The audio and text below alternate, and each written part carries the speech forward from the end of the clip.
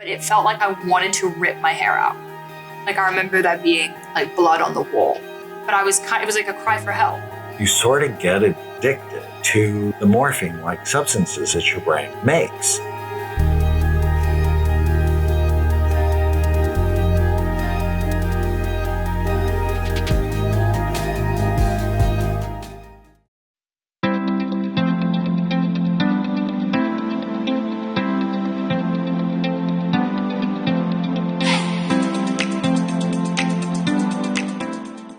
Such a joy to see you again. I know. We had such fun on the podcast we did together. And when we were doing it, I thought, oh, I should have you here. The whole time, everything you said, I was like, wow, I need some help for sure. Yeah. So I read your history. I've looked at your scans. I looked at your testing. So I have a pretty good idea what's going on. But tell me your goals. Yeah. So first goal, my anxiety is really, really bad. And I think dictates my life every single day. Like I really can't remember a day where I wasn't worrying about something or someone or predicting something that's going to go wrong, or is so-and-so mad at me? Did I do this? And generally, it's like my fault in my head. So I would like to work on that. I feel like I'm someone who leans on the more negative side, which sucks because I'm so inspired by people who are positive and have a great outlook on life. And I've been through so much, and I've definitely like pulled myself out of a really dark place. Physically, I lost 90 pounds and completely changed my life. I run a company, I have 50 plus employees. I think mentally though, there's still a lot of work to do. And I kind of live in this like fearful state a majority of the time for no reason.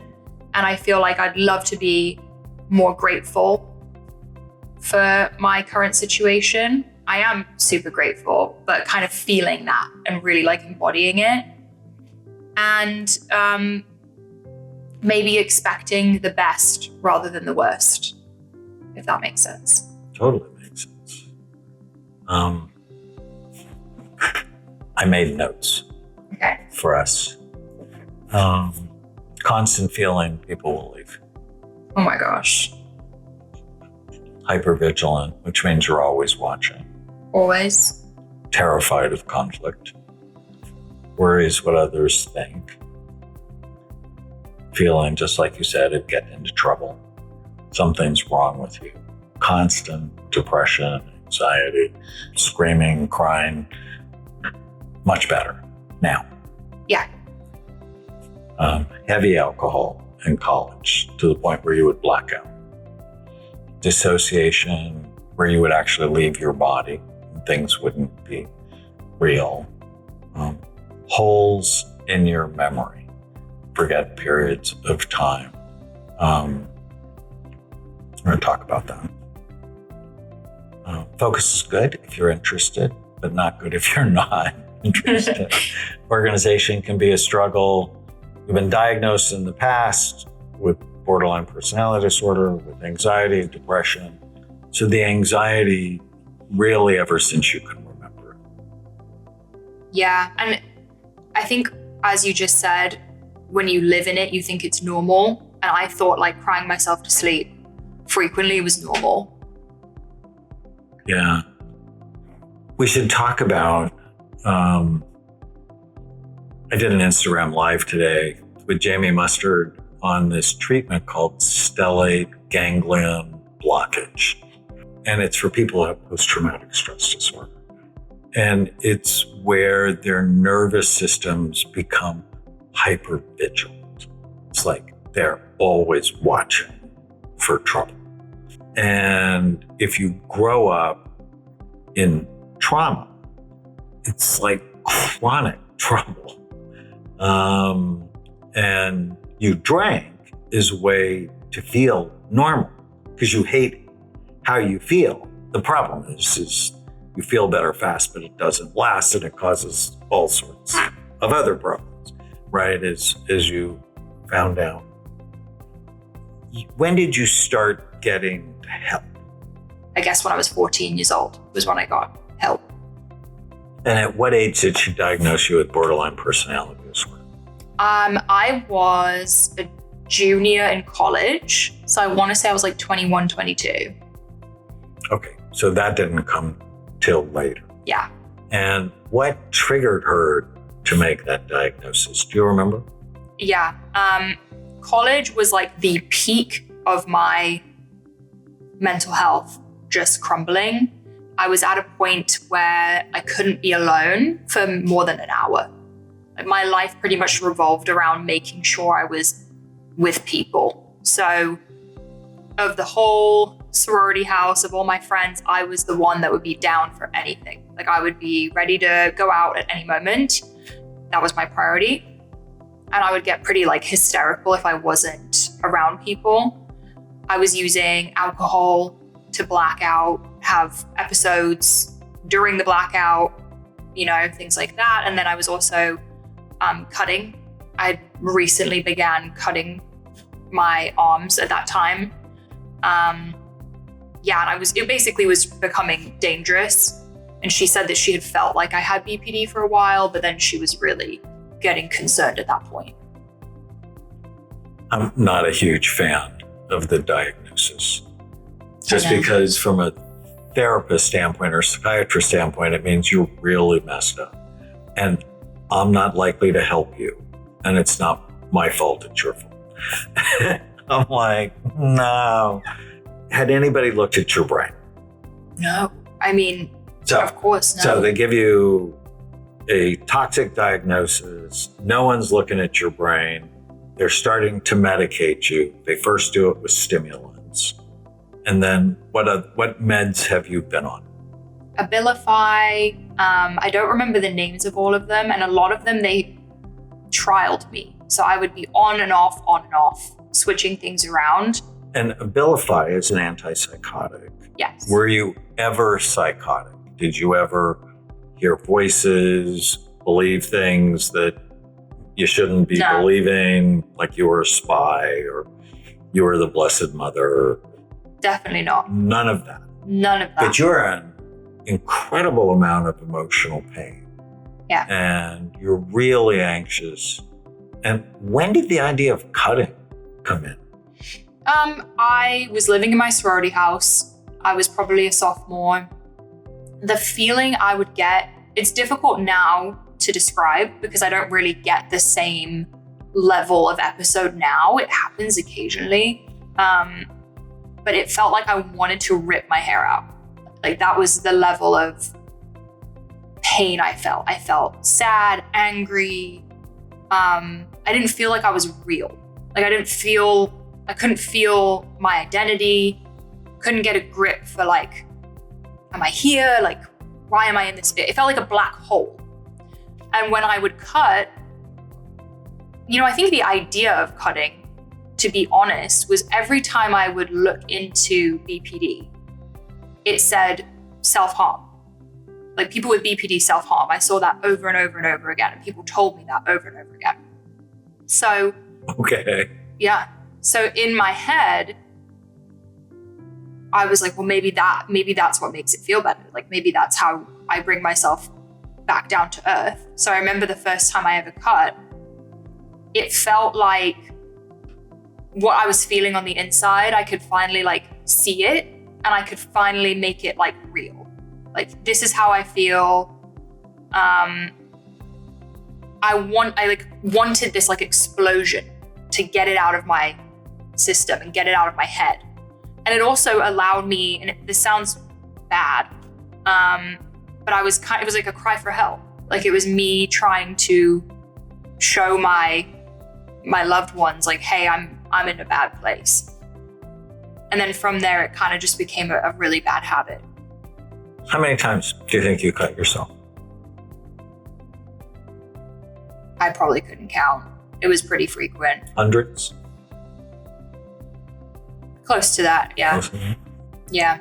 And by the end, when I say by the end, like what I mean, when things got really, really bad to where I was like completely dissociated, not thinking straight, like I was reckless about it. Like I remember there being like blood on the wall and like everywhere. Ouch.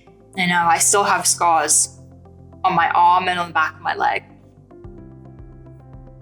Any doctor ever give you naltrexone to help you stop that? I don't know what that is. So I think people cut because they get an endorphin response from it. You're creating pain, your brain will then create natural morphine to block the pain. Yeah. And you sort of get addicted to the morphine-like substances that your brain makes. But my experience, when I treat someone who's cutting, I give them a little bit of naltrexone, and what it does is it blocks the endorphin rush, and so it hurts like hell. And so it's not reinforcing. Does that make sense? That's Because interesting. when you cut, you get this endorphin rush and you sort of like it, even though, you know, it's not a useful thing to do. Yeah. You can get addicted to it. And naltrexone just tends to block it. So if I take this, I won't cut. Other people cut because they split. Has anybody ever talked to you about splitting? Is that when you split personality? Yeah. Or multiple personality, or the term today is dissociative identity disorder. So whenever I see holes in someone's memory, I'm wondering, are there more than one person around? Have you ever thought, or has anybody told you there's more than one Mari, or they wonder who's showing up today? No. So we should just keep that in the back of our mind. Where'd you go to college? Drexel in Philadelphia. So And what were you studying? design and merchandising. I thought I wanted to be in fashion. Didn't work out that way. But it was a great program and kind of suited me in a way. And I definitely learned a lot that I use now. But within the first semester of college, I was on academic and social probation for drinking too much, and my grades were not good. And during this whole time, you're seeing the therapist. Yeah. Nobody's looking at your brain. They're just giving you letters, ADD, BPD, Yes.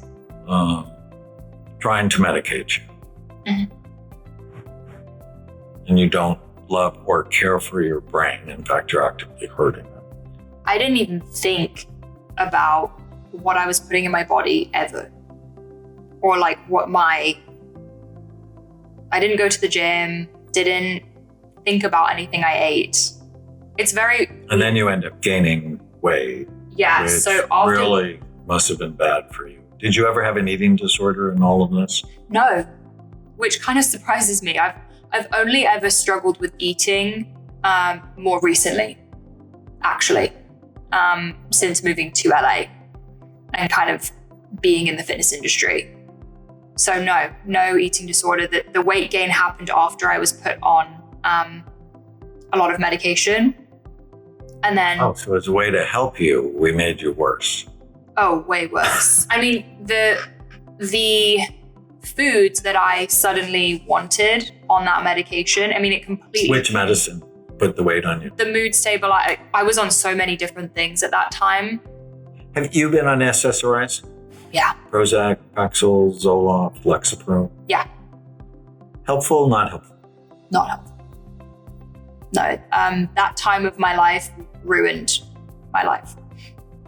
When I was on those medications, I gained 60 plus pounds. My cutting was worse than ever. I was suicidal. I was completely... Now you're on limit, Yes. right? How much do you take? The lowest amount that you can take. Why? Why am I on it? No, why are you taking the lowest amount? Oh, because I'm scared of those medications. Oh. Yeah, I'm I traumatized. think of it like glasses. that you never want to try to get away with the least amount because that's sort of silly. You know, like if you needed glasses, you never tell the doctor, I want a really thin lens. Yeah. Right? Because that's silly. Yeah. You want the amount that works best for you. We'll get there. What are the chances you'll go back to physically being unhealthy? Highly unlikely. Highly unlikely. You feel committed to it? And is it a program you can stay on? I feel, just to put it like transparently, I'm like terrified of moving. If anything, it's become an issue for me that I'm so anxious about slipping backwards that I'm too intense now. So I've struggled with like over restricting myself and overdoing it at the gym and things like that. Yeah, you don't want to put too much stress on your body because then it won't respond well. You want to be, I'm not a fan of everything in moderation because that means you're going to cheat, right? That's the gateway thought to health. Mm-hmm. But at the same time, if you overdo it, you'll get injured and then it'll be real hard. Yeah. So why do you think you're on the planet? What's your sense of purpose? My sense of purpose? Yeah. I feel like I'm still figuring that out. You know, my first real job was running my company, and it's gotten, we have 50 plus employees now, and my husband is the CEO, and I love it. I love the mission behind our brand, but I don't think being an entrepreneur was really my goal through it all. Now, with my podcast, I feel closer to my personal mission than I think I ever have. I think speaking about my story and my struggles and meeting other people who have been through that and connecting, I think connecting has always been difficult for me. So now I'm like, I crave it and I really like want that connection. So I think sharing, if I had to put it simply. So you've taken your pain into purpose. Yeah. Love that. Yeah.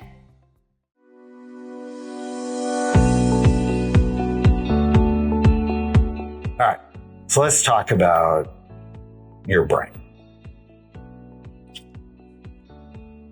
So nice. So we do a study called SPECT, and SPECT looks at blood flow and activity. It looks at how your brain works.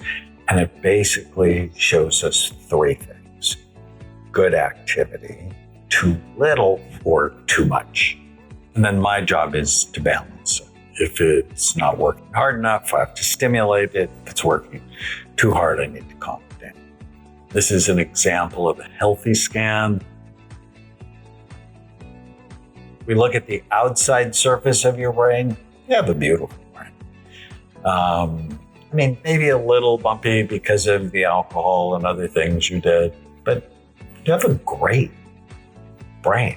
You have just a lot of great activity. There's not one thing about this brain that won't be able to do whatever you want in your life. So I want you to feel really good about that. Yeah. And now I want you to look at this.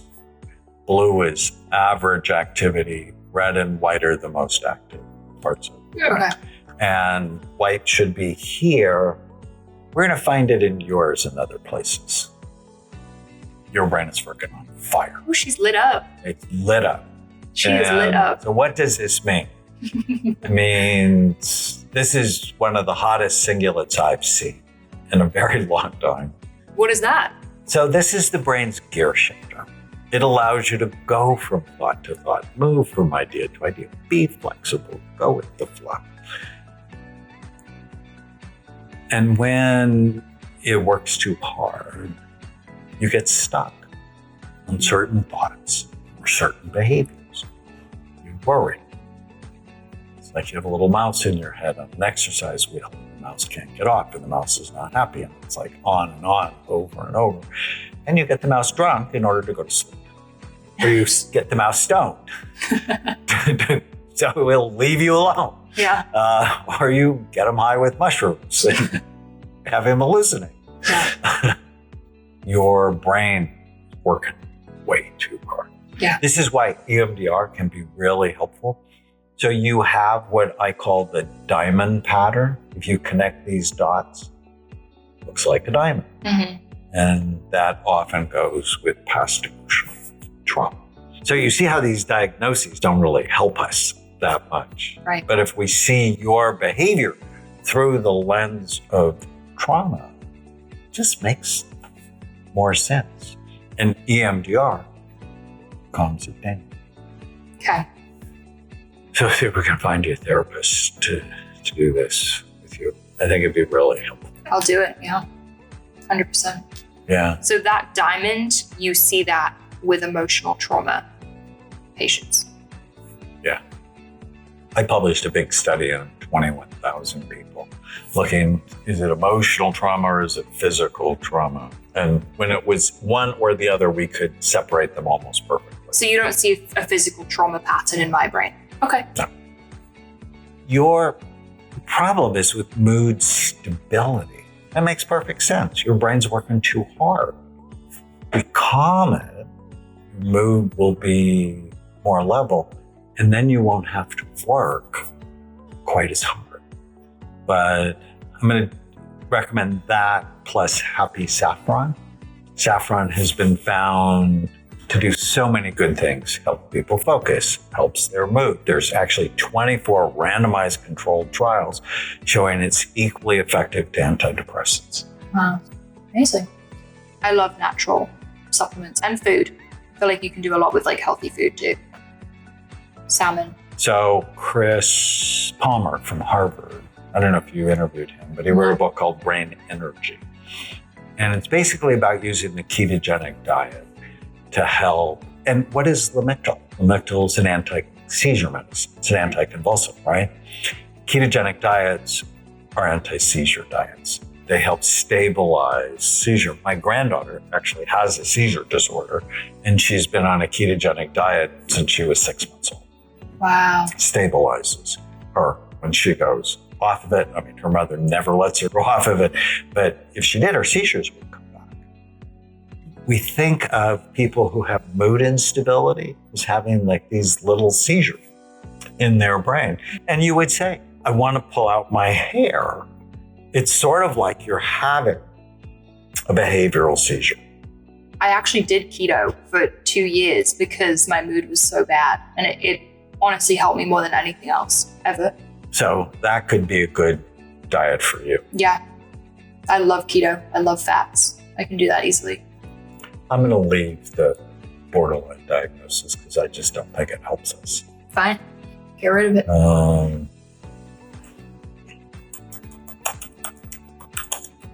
I want you to learn about the anterior cingulate. I have a book called Change Your Brain, Change Your Life. There's 2 chapters dedicated to this, to your brain. I have your book, so that's perfect. So. Okay. Question. Before you asked me about splitting and the personalities, why did you bring that up? Because of the forgetting periods of time. Okay. And if I gave you a dissociation scale, you're going to score really high. Yeah. On dissociation. I think it's one of your primary symptoms. Yeah. I want to know when that happens. So when you're journaling, I would journal every time it happens and I'd talk to your therapist. Okay. In fact, what I would do is I'd do a bridging thing. This happened at this point. What was I thinking and feeling? Mm-hmm. Then I go back to the first time you were ever thinking or feeling. And a good EMDR therapist, they're going to have you write down your top 10 traumas. Mm-hmm. I think for you, it's probably your top 20 traumas. Mm-hmm. And target the worst one first. Okay. So you didn't see any sign of multiple personality disorder in my brain? Now, usually they have sleepier frontal lobes. Oh, okay. So, but I couldn't not ask. Yeah. The dissociation's a big one for me. Yeah. But as far as you can recall, you don't really now lose periods of time. Where it's like, it's an hour later and No. What happened? No. Or you go to the mall and you don't know where your car is parked. No. I dissociate frequently. Like even talking to you, when I bring up things that are difficult for me, I kind of just like pull myself. I just kind of feel my eyes like it's difficult to explain. But I don't lose track of time that way.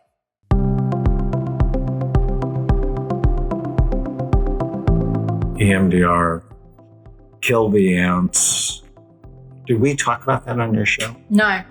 So ANT stands for automatic negative thoughts, the thoughts that come into your mind automatically. And if you do the work, it's going to help you so much get away from this constantly to the negative, constantly to the negative. So whenever you have a thought, your brain releases chemicals. Whenever you have a happy thought, a hopeful thought, loving thought, your brain releases chemicals to make you feel good.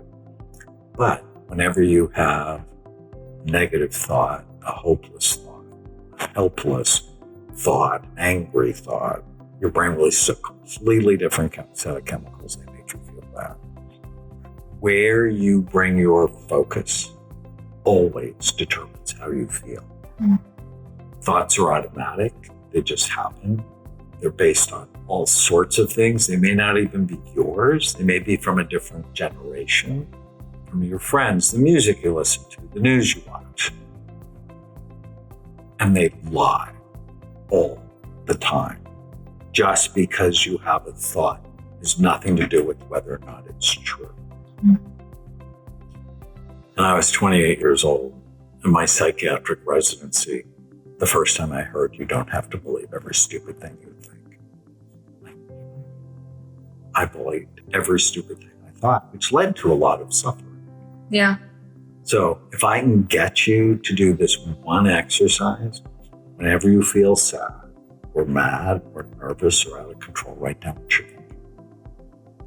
And then ask yourself whether or not it's true. And there's a process that I have. It's basically 5 questions. So it's a recent bad thought you've had. What's a recent bad thought I've had? That no one likes me. Okay. You ever have Byron Katie on your podcast? Mm-mm. She'd be great. Okay. Because she actually came up with questions. Wow. And she has a book I love called Loving What Is. It's one of my top 10 books for sanity. So is it no one likes me? No one. That is a flat out toxic thought. I know. It's an isolating thought. It's a lonely thought. It's a negative thought. I'm not a fan of positive thinking. I'm a fan of accurate thinking with positive spin. So, first question. Is it true? No one likes you. No. I like you. But in your head, go, but if you really knew. Exactly. I'm like, well, you're just saying that. That's so demeaning to me. I know. So if this is no, this is automatically no. But is it absolutely true? No one on planet Earth likes you. No. 3 actually has 3 parts. When you believe this thought, how does it make you feel? Lonely. Hopeless. Isolated. Depressed. Because we're a connected species, we need each other in order to survive. And if you think no one likes you, your life's in jeopardy. Yeah. See how that can take and activate the threat response. Yeah. When you believe this thought, so it's how do you feel, how do you act, and what's the outcome of believing the thought? So no one likes me, how does that make you act? I self-isolate more.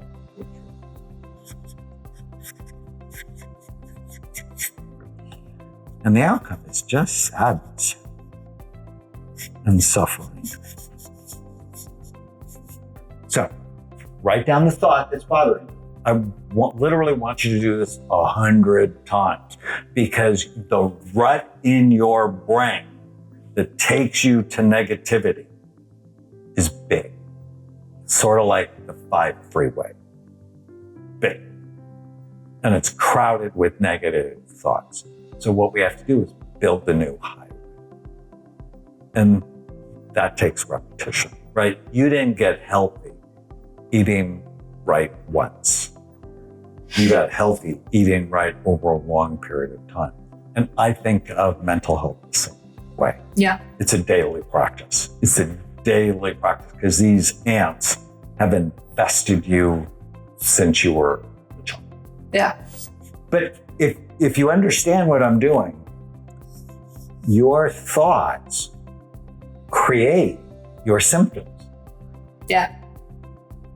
Now, DBT should have been masterful at teaching you this, because this is the CBT part of DBT. I just teach that. So, question 4. So 3 is, how do I feel when I believe this thought? 4 is, how would I feel if I didn't believe this thought? If I didn't have this thought? So we'll just put without the thought, how would you feel? Connected. Confident. Joyful.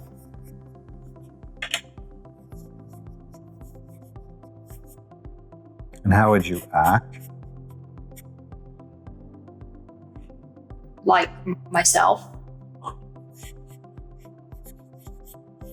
So you'd be outgoing. What's the outcome of not believing that thought? I feel like I would meet more people, probably have more opportunities, learn more about myself. This is a very toxic thought.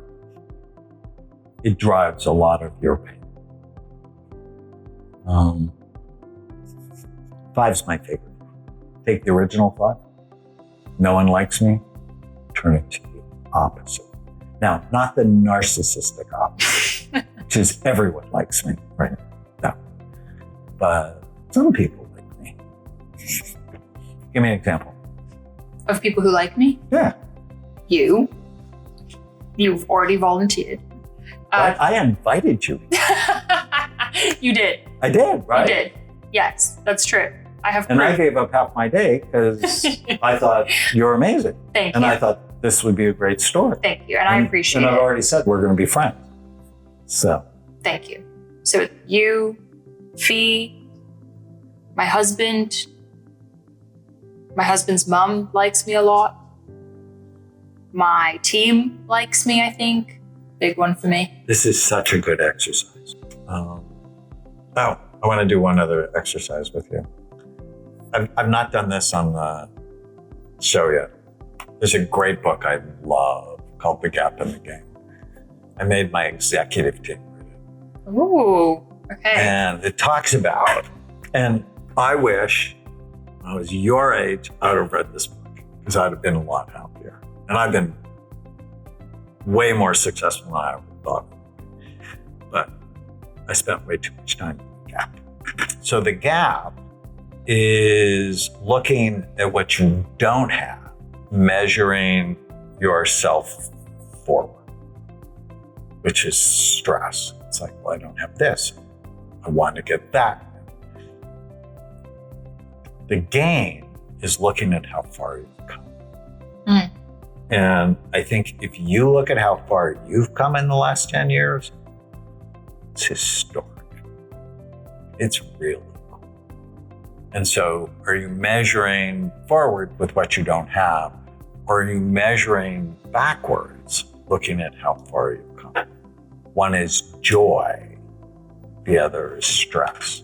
So if I just look at my life, in fact, I'm going to, rather than ask yourself, I'll be successful when.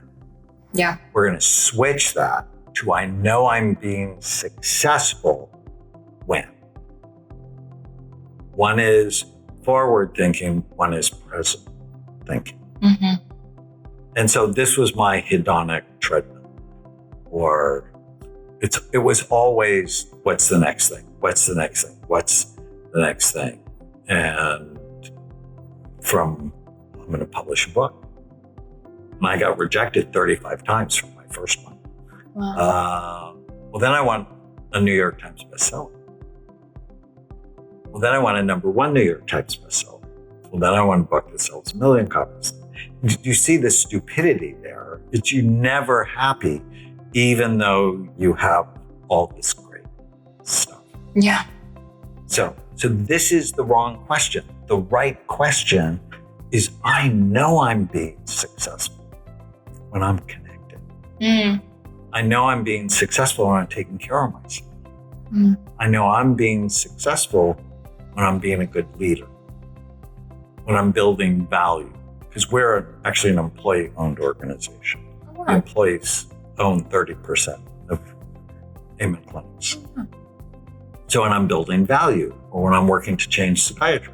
So being on your podcast, I know I'm being successful when I get the message out, when I make a positive difference for the people I serve, like you, when I'm in control of my schedule, when I wear what I want. To me, that's a success. Like, I'm not showing up in a tie. Yeah. Or when I'm working on books I like. But do you see how it's a very different mindset? Yeah.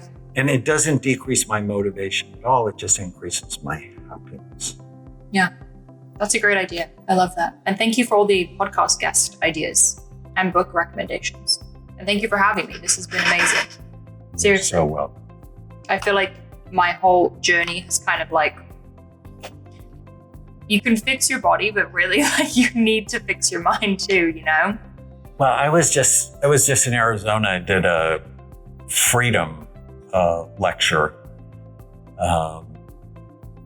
with Charlie Kirk. And did you hear this part where when he introduced me, he said, if your mind's not healthy, you're not free.